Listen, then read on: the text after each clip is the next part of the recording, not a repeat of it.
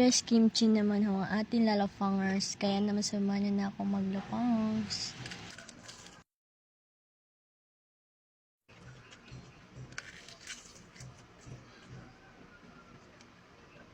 Rinig nyo yun? Sobrang crispy nung ating nilapangers na seaweed. Sobrang sarap. Bagay na bagay talaga yung seaweed.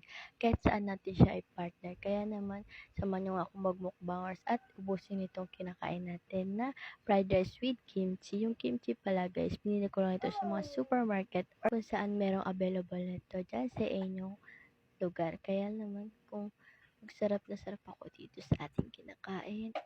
At super spicy nung ating kimchi. Kaya naman nakagana talaga pag sobrang anghang nung ating kinakain. At mapaparami ka talaga.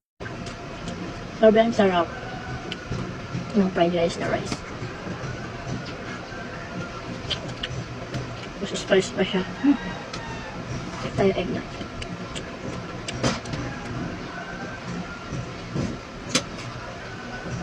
Sarap. The best. The best.